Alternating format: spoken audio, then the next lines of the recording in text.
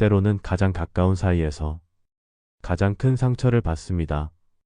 특히 자식이 부모를 무시할 때 부모는 말로 표현할 수 없는 상처와 당혹감을 느낍니다. 왜 나를 존중하지 않는 거지? 내가 지금까지 살아온 삶은 무의미한가? 이런 질문이 마음을 무겁게 합니다. 오늘 이야기에서는 부모가 자식에게 존중받는 방법, 그리고 관계를 회복할 수 있는 현명한 대화법을 살펴보겠습니다. 먼저 사례 하나를 들어보겠습니다. 김선영 씨는 두 아이를 키운 엄마입니다. 그녀는 늘 자식들에게 최선을 다하며 살았습니다. 아침 일찍 일어나 도시락을 싸고 퇴근 후에도 숙제를 도와주며 아이들의 생활과 공부, 친구 관계까지 세심하게 신경을 썼습니다. 그녀에게 자식들은 삶의 전부였습니다. 자식을 위해 자신을 희생하는 것이 당연하다고 생각했고, 그 과정에서 자신의 욕구나 시간을 뒤로 미루는 일도 많았습니다. 하지만 어느 날 아들 민수에게서 뜻밖의 말을 들었습니다.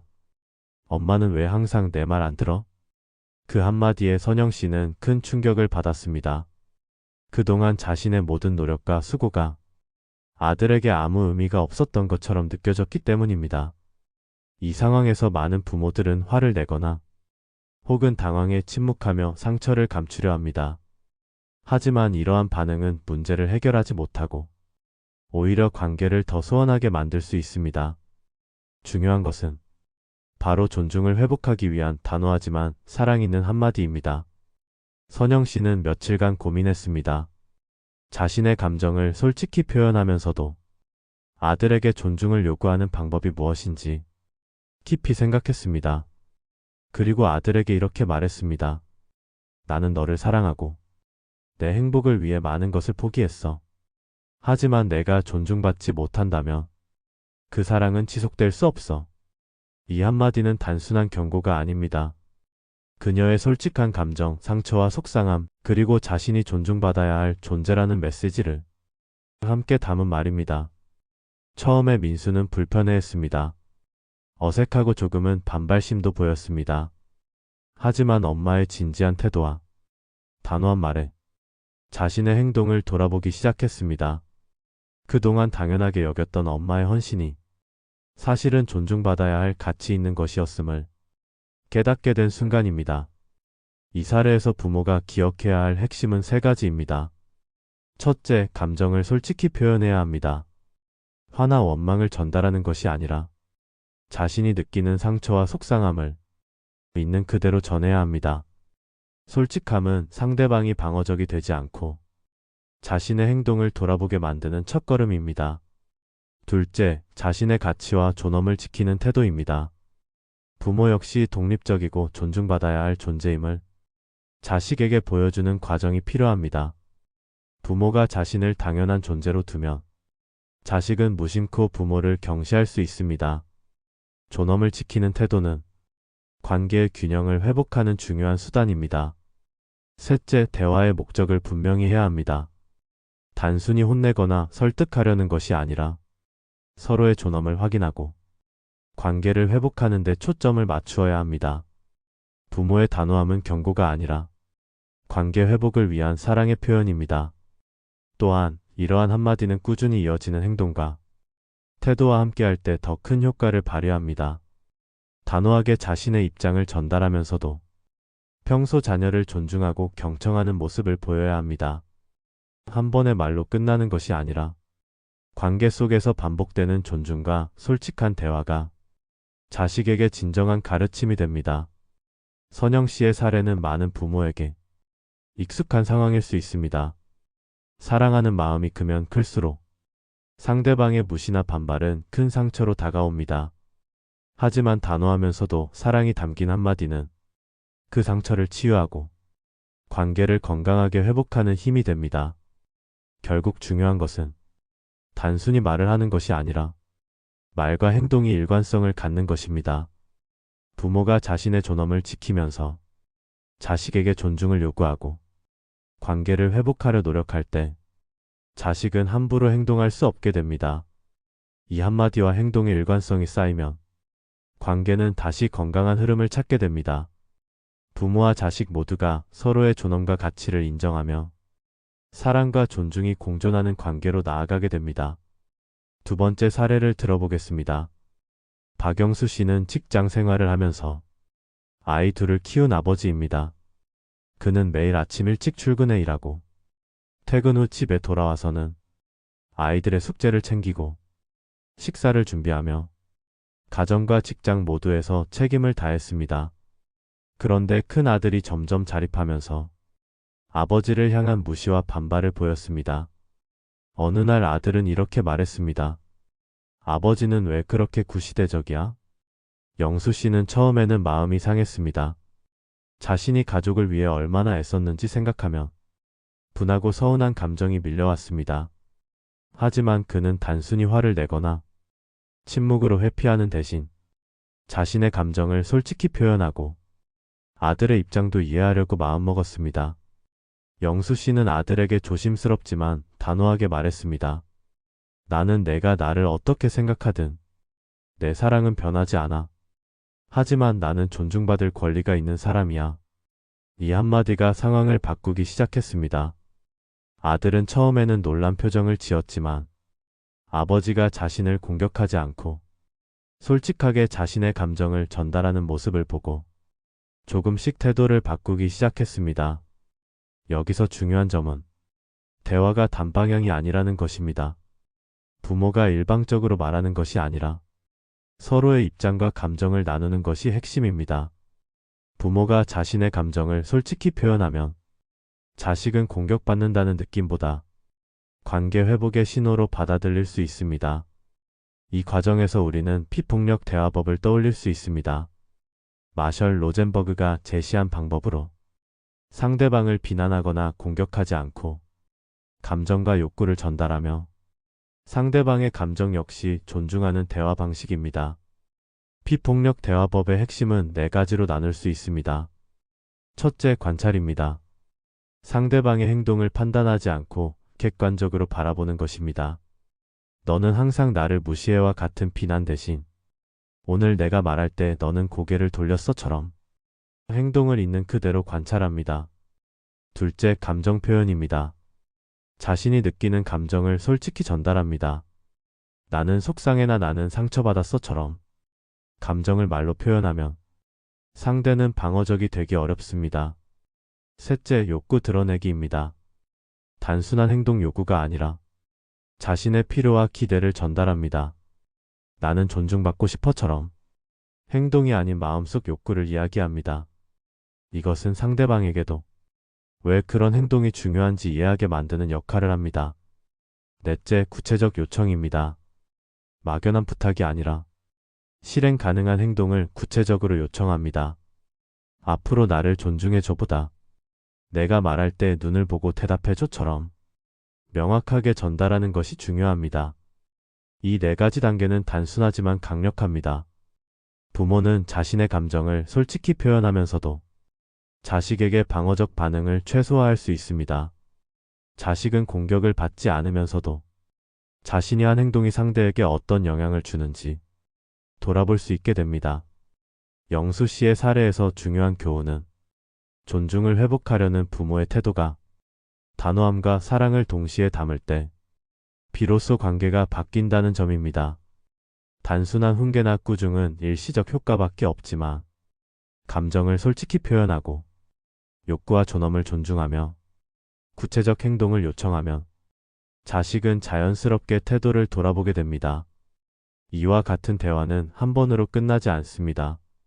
반복되고 일관된 존중의 태도가 쌓일수록 부모와 자식 모두에게 건강한 관계가 자리 잡습니다.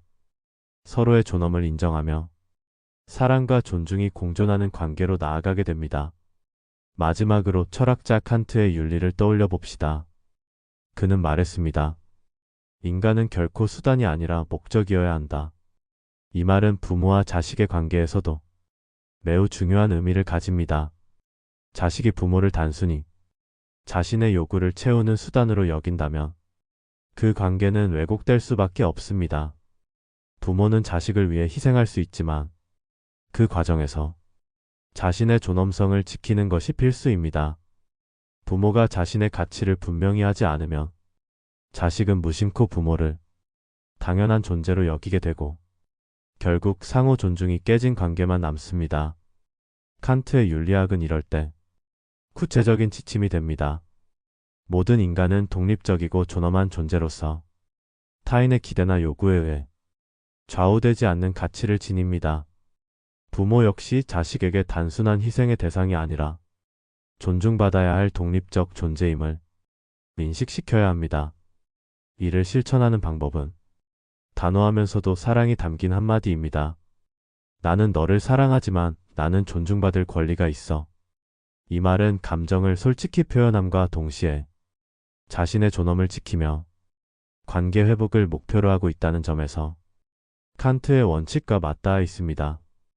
또한 칸트의 윤리학은 부모가 단순히 자식에게 명령하거나 권위를 행사하는 것이 아니라 서로의 존엄을 확인하며 관계를 맺어야 한다고 말합니다.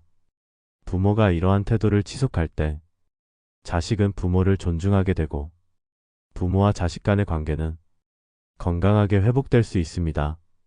결국 중요한 것은 한마디로 끝나는 것이 아니라 부모가 꾸준히 자신의 감정을 표현하고 존엄을 지키며 관계의 균형을 맞추려 노력하는 과정입니다. 칸트의 가르침은 단호함과 사랑, 그리고 존중이 결합될 때 자식이 더 이상 함부로 행동할 수 없음을 보여줍니다. 이 한마디와 행동의 일관성 속에서 부모와 자식 모두가 존엄과 신뢰를 회복하며 관계는 다시 건강한 흐름을 찾게 됩니다. 우리가 기억해야 할 핵심은 바로 이것입니다. 사랑과 존중은 분리될 수 없으며 단호함 속에서도 사랑을 담아야 한다는 것. 칸트의 가르침을 일상 속 부모, 자식 관계에 적용해보면 단순히 철학적 원리로 끝나는 것이 아니라 실제 행동과 태도 속에서 구현되어야 한다는 점이 중요합니다. 부모가 자식을 사랑하고 동시에 자신의 존엄을 지킨다는 것은 말처럼 쉬운 일이 아닙니다. 하지만 이 과정에서 부모가 일관되게 감정을 표현하고 자신의 가치를 명확히 보여줄 때 자식은 자연스럽게 부모를 존중하게 됩니다. 예를 들어 하루 일과 속에서도 부모는 자주 자신의 감정을 드러낼 수 있습니다. 오늘 내가 일하면서 많이 힘들었어. 내가 내 말을 들어주면 정말 힘이 날 거야. 이처럼 짧지만 단호한 한마디가 부모의 존재를 단순한 기대 충족 도구로 여기던 자식에게 신호를 줍니다. 즉, 부모도 존중받아야 하는 독립적 존재임을 알리는 것입니다. 또한 부모가 감정을 표현할 때 중요한 것은 공격적이거나 비난이 섞이지 않아야 한다는 점입니다. 너는 왜 나를 항상 무시하니? 처럼 감정이 담긴 공격은 관계를 악화시킵니다. 반면 나는 너의 말투 때문에 속상했어. 내가 존중받는 느낌을 받고 싶어.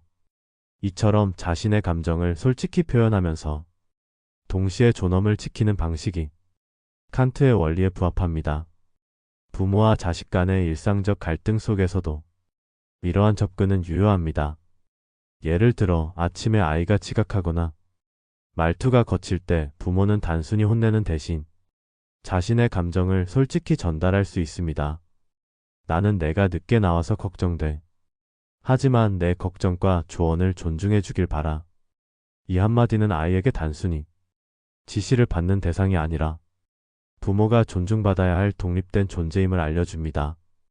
칸트가 강조한 인간은 목적이어야 한다는 원칙이 실질적으로 작동합니다.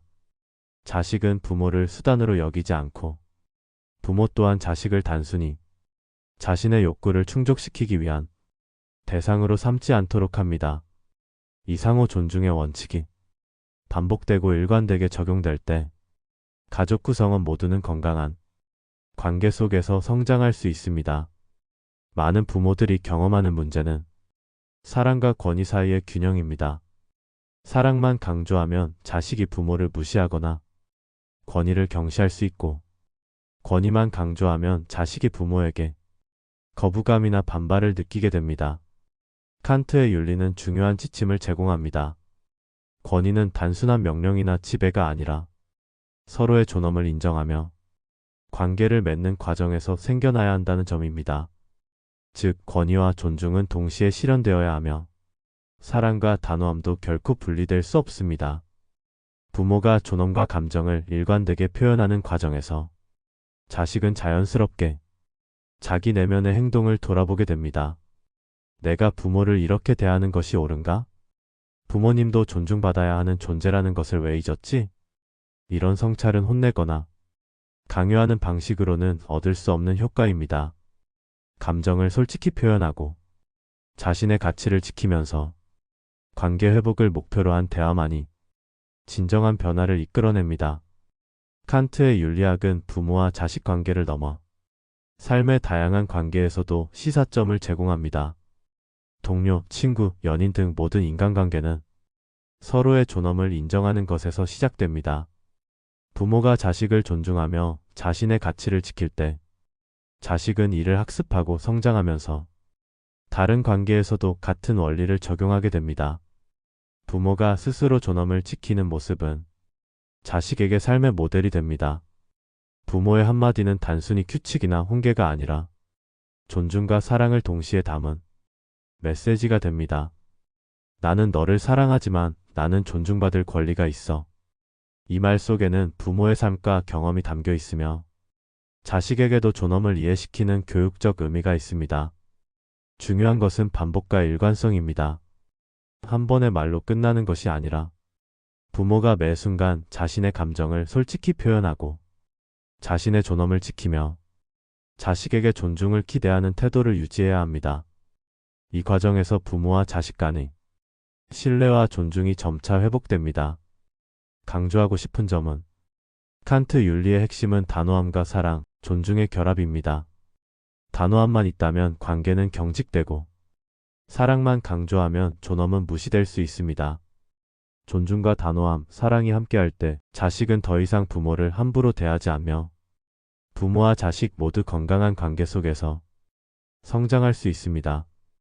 결국 우리가 기억해야 할 핵심은 사랑과 존중은 분리될 수 없으며 단호함 속에서도 사랑을 담아야 한다는 것. 그리고 부모가 자신의 감정을 솔직히 표현하고 존엄을 지키며 관계를 회복하려는 꾸준한 노력을 이어갈 때 비로소 자식과 부모 모두 서로를 존중하고 신뢰하는 관계를 만들어갈 수 있다는 점입니다. 이제 오늘 이야기를 마무리하며 한 가지를 기억하시길 바랍니다. 사랑만으로는 관계가 유지되지 않고 권위만으로는 마음을 얻을 수 없습니다. 존중과 단호함 그리고 사랑이 함께할 때 부모와 자식 모두 건강하게 성장합니다. 오늘 배운 한마디. 나는 너를 사랑하지만 나는 존중받을 권리가 있어. 이 말은 단순한 문장이 아닙니다. 관계의 균형을 되찾고 서로의 존엄을 확인하는 힘입니다. 부모로서 자식으로서 우리는 모두 존엄한 존재입니다. 서로를 이해하고 존중하며 사랑을 담아 단호함을 표현할 때 비로소 건강한 관계가 시작됩니다. 오늘 이야기를 듣고 난 후 작은 한 걸음이라도 실천해 보세요.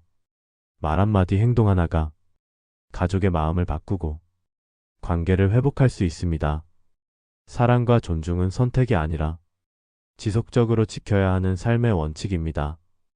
단호함 속에서도 사랑을 담고 꾸준히 존엄을 지키며 관계를 이어가는 부모와 자식이 되길 바랍니다. 당신의 하루의 말의 맛 한 스푼이 되길 바랍니다. 구독과 좋아요는 저에게 큰 힘이 됩니다. 감사합니다.